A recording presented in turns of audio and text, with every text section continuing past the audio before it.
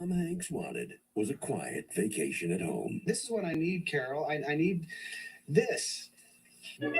Welcome to Mayfield Place, a typical street in the Burbs, Morning, Walter. where nothing much ever happened Walter's dog just took a dump on Rumsfield's lawn again. until the Klopeks moved in. Klopek. No one goes in. No one comes out. Neighbors from hell. It was a nice place to live. He said he thinks the Klopeks are evil incarnate. Well, you're much too smart to fall for that, aren't you, honey? But now, Carol!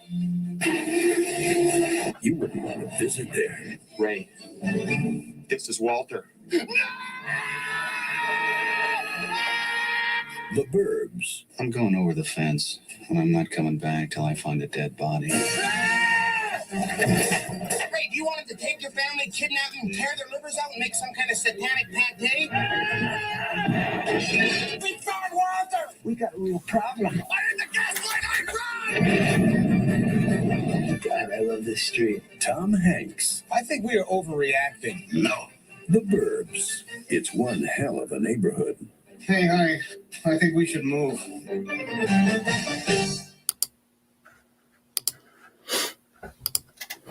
And good morning, everybody.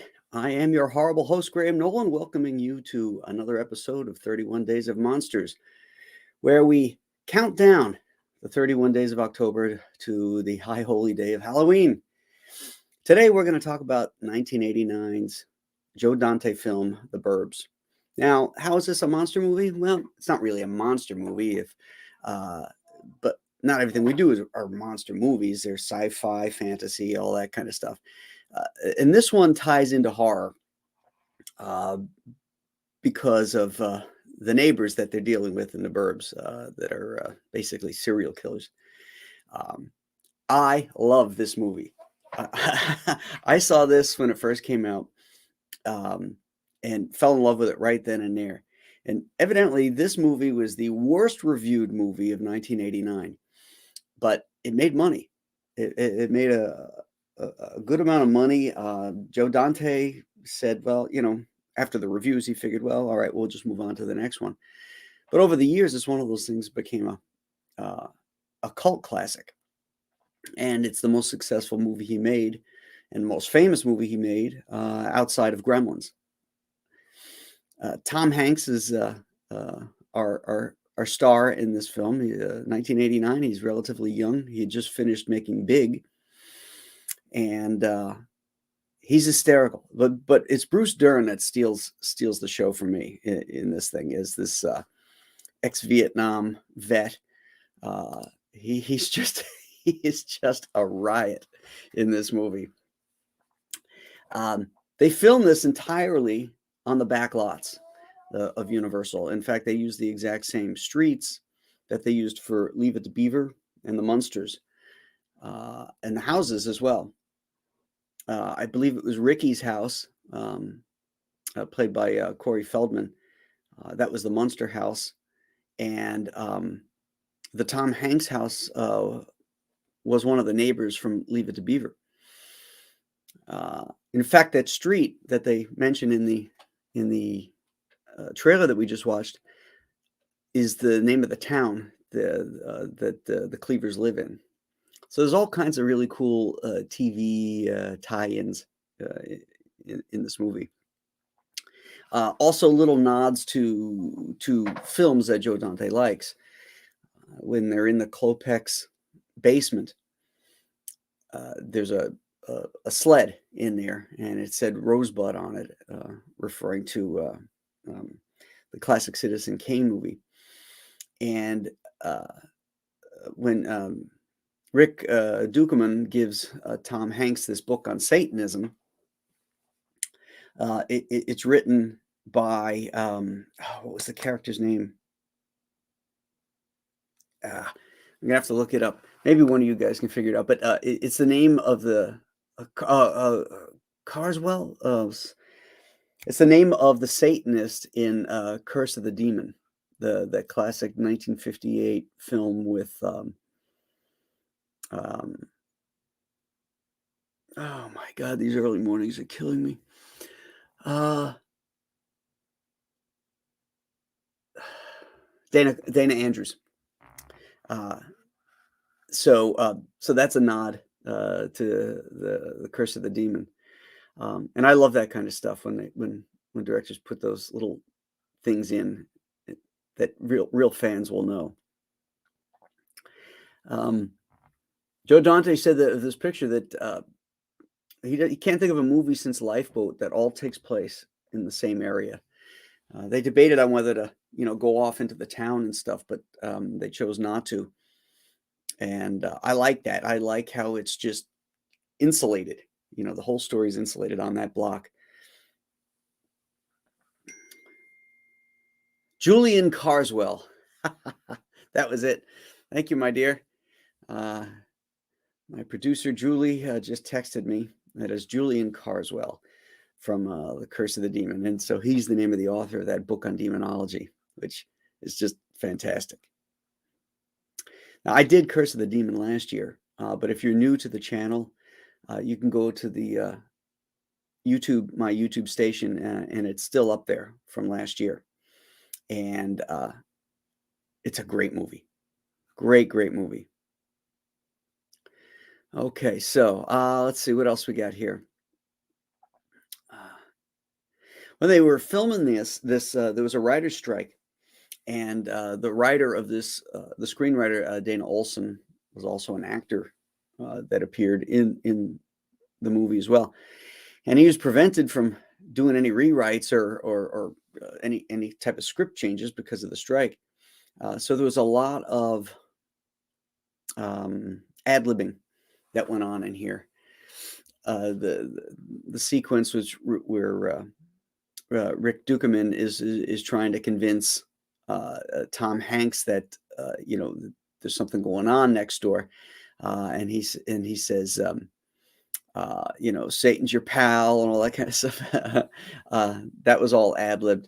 Also, towards the end, where Tom Hanks is so fed up, he just wants to get off this crazy block, and he picks up the gurney and throws it into the ambulance, and then hops onto the gurney really uncomfortably. That was ad-libbed. Other little bits of Easter eggs that are in here. Walter, the neighbor who goes missing, played by Gail Gordon, when they break into his house to see if there was any disturbance or where he was, there's a line of pictures on his table there, and there's a picture, if you look closely, of him and Lucille Ball, and Gail Gordon played Lucy's boss in I think it's Here's Lucy, or The Lucy Show. She had so many shows. It might have been both of them. I can't remember.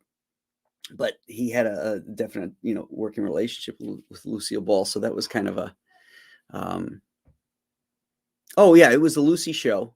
And Here's Lucy. Let's see. Oh, and Life with Lucy. So yeah, so all those Lucy tie-ins, which is really cool. Again, just a little bit of an Easter egg. The painting that Bruce Dern is constantly turning when he's in the Klopak's house because he can't figure out what the heck he's looking at. Evidently, that painting was used in the opening of Night Gallery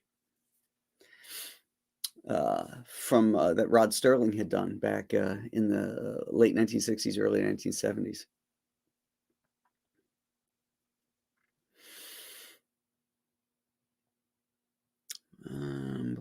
Let's see what else we got on here. Mayfield Place. That was the name of the Cleavers town, or Mayfield was the name of the town.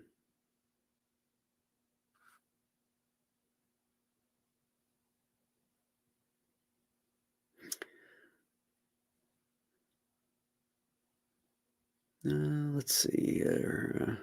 One of the musical cues I really enjoyed in this film is that whenever we see Rumsfeld, who is played by Bruce Dern, we hear them. It's the cues from Patton. So he's an ex-military guy. So there's all these little sounds from the film Patton that starred George C. Scott. Well, Jerry Goldsmith wrote the soundtrack to this, but he also wrote the soundtrack to Patton, so we put that in there, and I just love that. Now, I don't understand this. It says that Carrie Fisher actually wore a wig in this movie. She had that short hair, and it was very similar to her own hair. Why she would wear a wig, I don't understand, but that's what it says.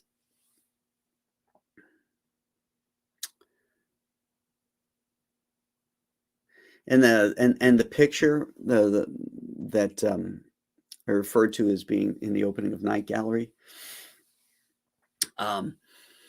It's a depiction of surgery from the point of view of the patient.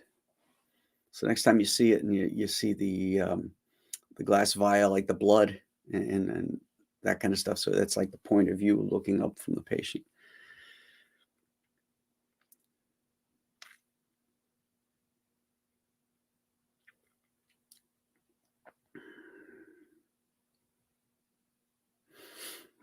Brother Theodore is an interesting kind of dude.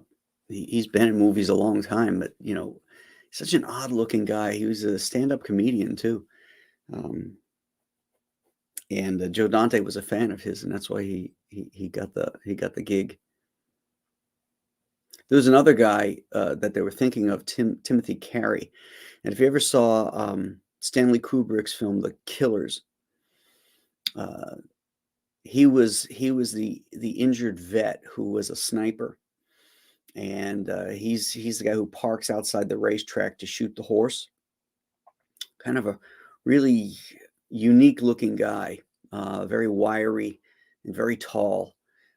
And he was going to play the Klopek grandfather.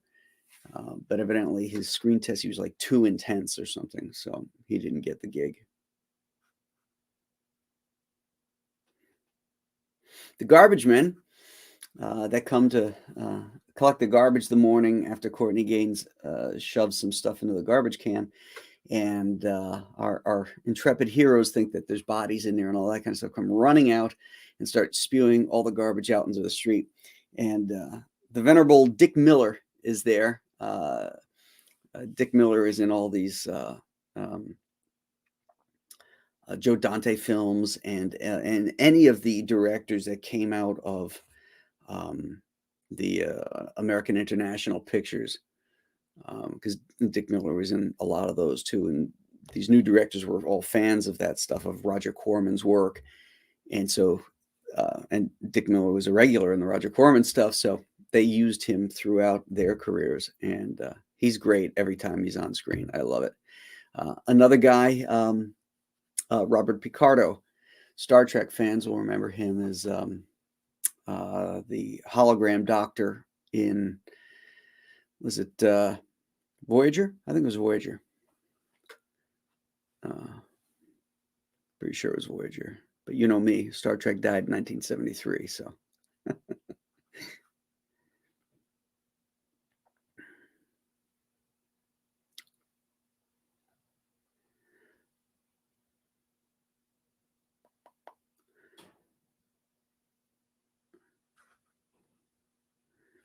A little foreshadowing, there's a sequence in this film where Ray, the Tom Hanks character, is watching Mr. Rogers. And he went on to play Mr. Rogers in the film A Beautiful Day in the Neighborhood a couple of years ago, 2019.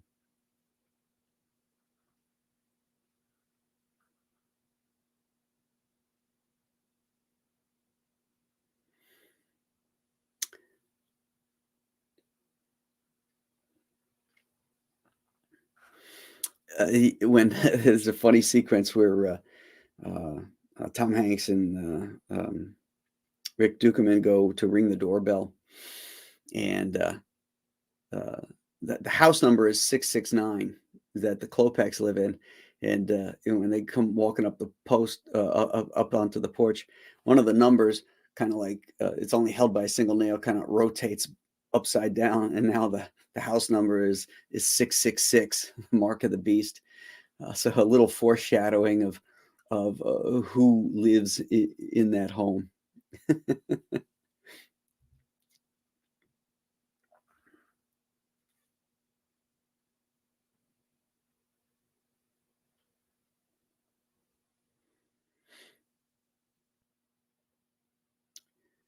Yeah, this is a fantastic film. You don't see it much, it doesn't get played all that much.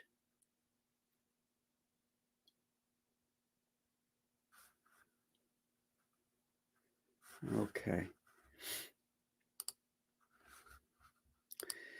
Well, let's see who's here, shall we? Devil Flyer is here. JP Roca asks, what's good? Man of War 665, hail amigos. Pop Culture Avenger is here. JP Roca, Revan Saber, Prater 7. All the gang is all here this morning. I love it. Fearless Freep says, good morning, all. Shaneth Njeti Art is here. Hello.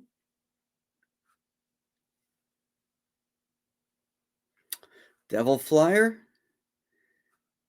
Hyper Kaiju, good morning.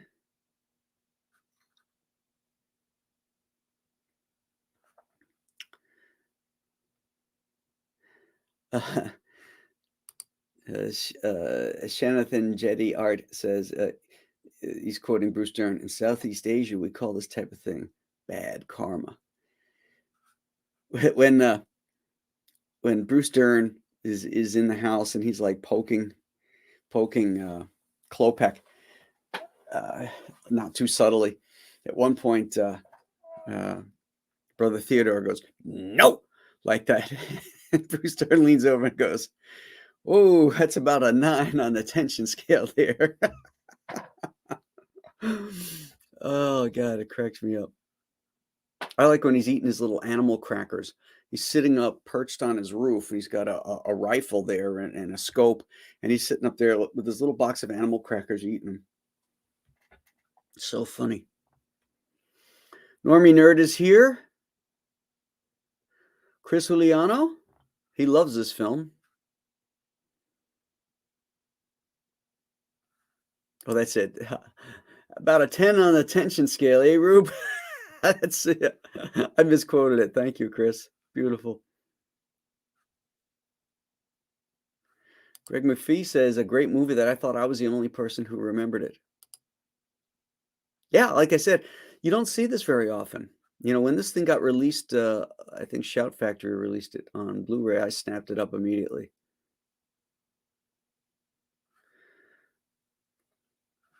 Liquid Blake is here, says extremely fun movie. Dr. Mask, hail Graham, hail chat, running mobile today, so I will only be listening. Glad to have you in any format. Pop Culture Avenger loves this film.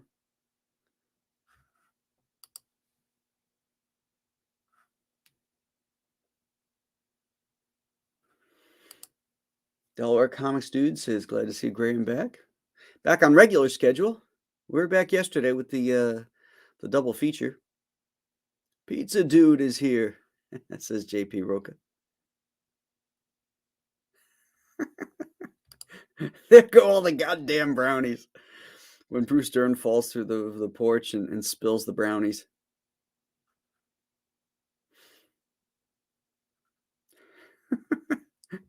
You guys know your stuff. You got all these quotes. Graham, is that a Slavic name? Oh, yeah. And how about the sound effect for the sardines? I love how they offer, Courtney Gaines offers the pretzels and sardines to the girls. And the Wendy Schall character says, no, she's trying to cut back. And Carrie Fisher just reaches for a pretzel. Then they go over to Tom Hanks. And Tom Hanks looks over at his wife. And she looks at him and goes, telling him to eat it. So he takes a pretzel and then he reaches in for the sardines and you hear the most disgusting sound of this goopy sound he puts it on. Then when he chews it, you hear like a slight little crunch and then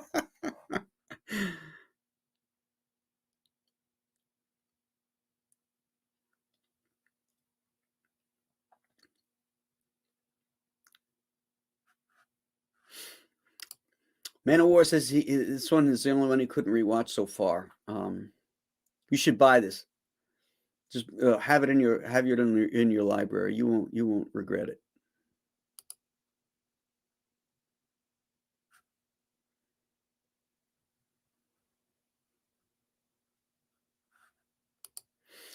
Told you this early would affect your hairline. That ship sailed.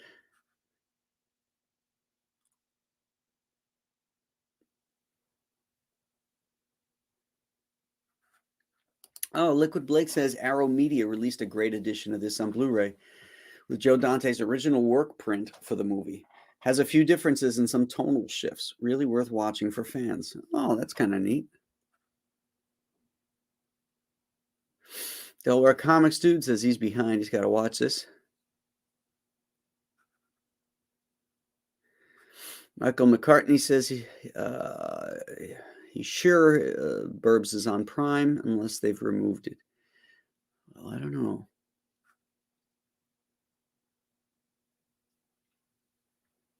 Devil Fly says the Burbs sounds like a movie you could get drunk to.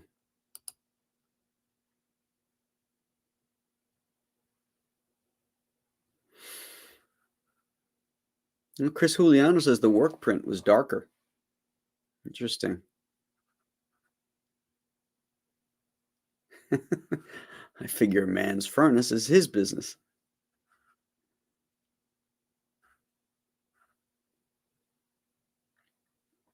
Yes, thank you, Prater7. To remind everybody to hit the like button and like this episode and every episode you watch. It will be appreciated. And if you're new to the channel, please subscribe. Costs you Zippo. It's free, but it helps me out.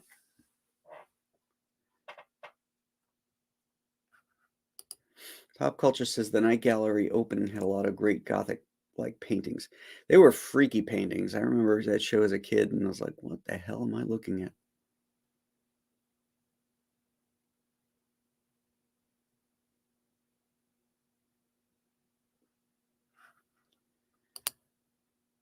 Should have used that for your intro, Graham.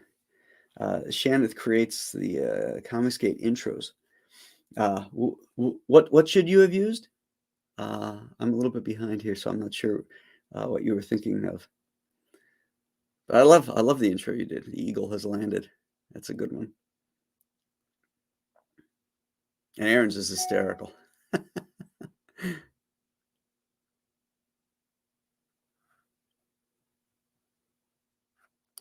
J.P. Roca referring to Henry Gibson in the Blues Brothers.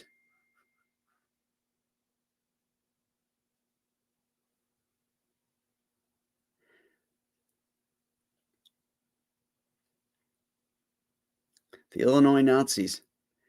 I hate Illinois Nazis.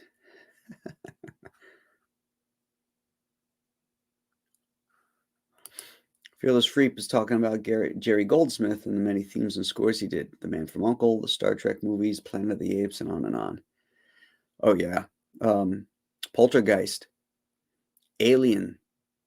Just, it goes on and on. The guy's fantastic.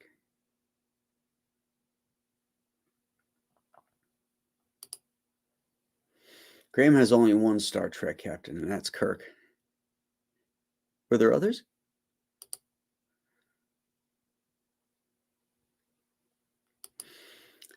Yeah, Ricky's favorite entertainment was his actual neighborhood. So Ricky's like the kid that knows all the goings on, and he knows how entertaining it's all going to be. And he's always getting his friends. They want to go to movies and do things, and he's no, that's not real. This is real, which is hysterical.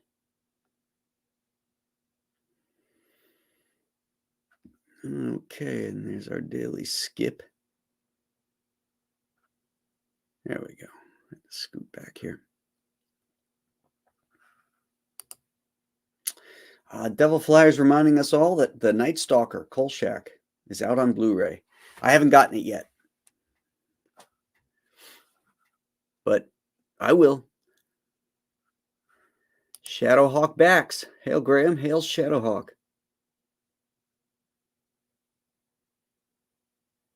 Oh, I didn't know this. This is cool. Brother Theodore also was the voice of Gollum in the Rankin Bass Return of the King. That voice stands out. Interesting. It's a very gravelly voice. He was born in Germany, so he has a thick German accent. Rick Saylor is here. Hello, Rick.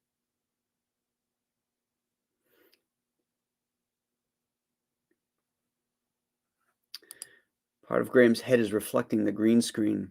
Yeah, I have like a yellow tint, I think, up here in these overhead lights, and then it's bouncing off the green, so it's adding green to the back to the highlight, and then so I got like a hole in my head. People have been saying that about me for years, but it's really just a lighting effect. But I've just ordered some accent lights from my streaming thing, so I should be able to set those up, and it'll take that orange tint off of my skin too. Like sometimes at night, I look like I'm jaundice for some reason. Like when I'm on the Comicsgate Kings or the professional shows, like my skin tone looks orangey versus the peachiness of just about everybody else. So I'm hoping that those new lights will fix that.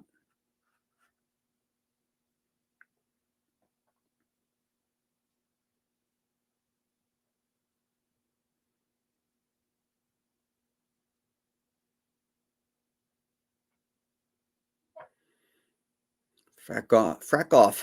Felger Carb is here. Hello.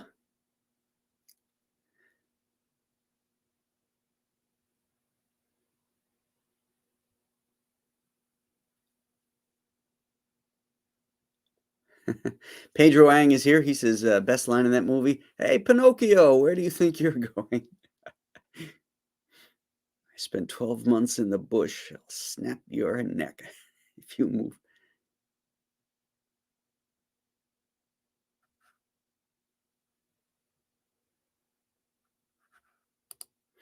Ever see Bandits with Bruce Willis? It reminds me a bit of this movie in terms of comedy.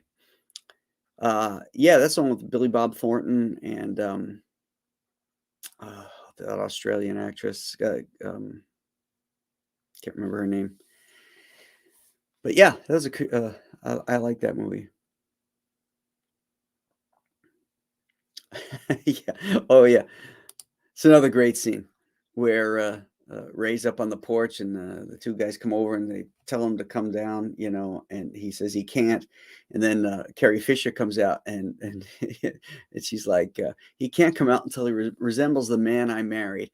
And and they say, Carol, we don't have that kind of time. And Bruce Dern's like, oh, can he come out and play or something like that? He says it like a kid. And she goes, I think I made myself clear, like a mother talking to him. And they kind of like kick the dirt and walk away all dejected. I love that scene.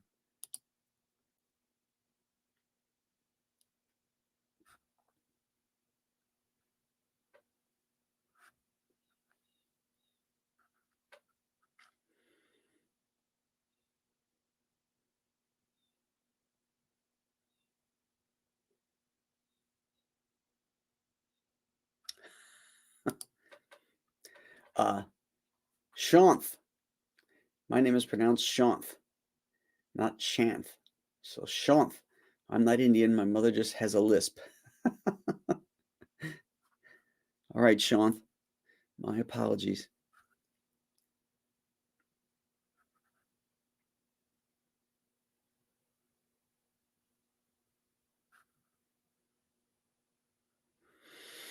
Prater 7 is wondering about that rough cut or the work cut, and wondering if it's only available in the UK.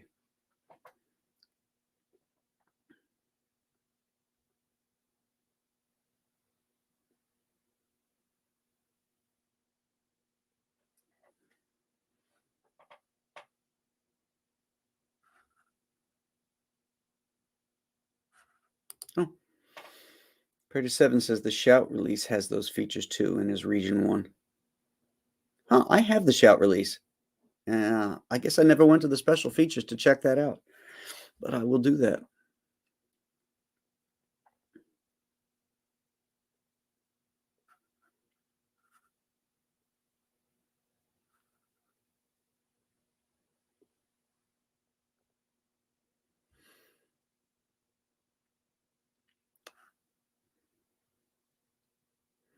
Oh yeah, so we have actually we have two Star Trek connections in this movie. Now that I think about it, we had Picardo, who was the doctor, the hologram doctor, and of course we had Lucille Ball, who was the producer or the owner of Desilu, who green-lighted Star Trek. So without her, there would have been no Star Trek.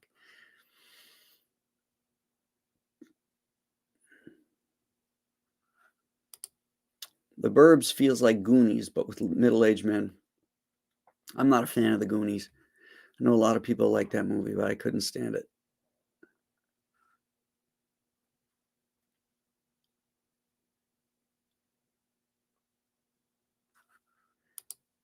Yeah, couldn't find the mole people. So there's no mole people. Okay, that's everybody here. Tomorrow, I think we're going to follow a theme here. We're going to do another Joe Dante film called Matinee. If you're a fan of William Castle movies, you'll see the parallels in Matinee as John Goodman plays a William Castle type character who's trying to promote his horror film. And it's, again, another one of those sleepers. It's has some horror aspect, but horror movie aspect, and comedy as well. It's an excellent movie. If you haven't seen it, that's your homework. Matinee.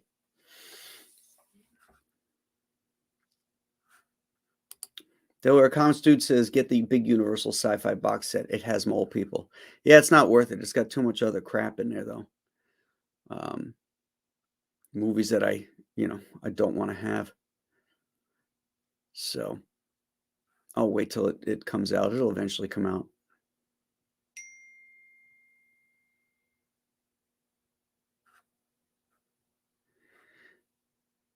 A lot of folks love Matinee.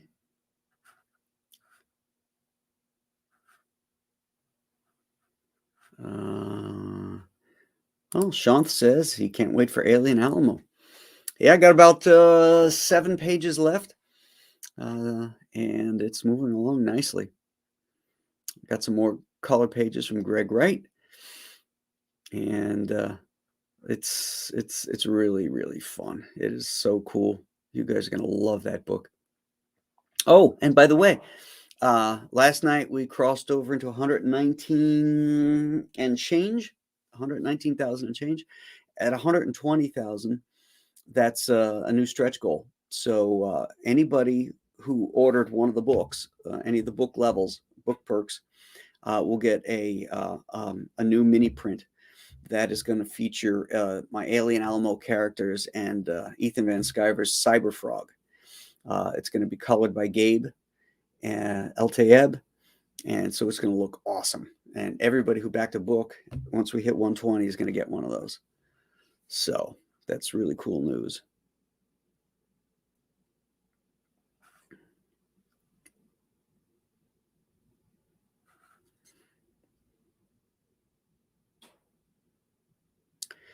All right.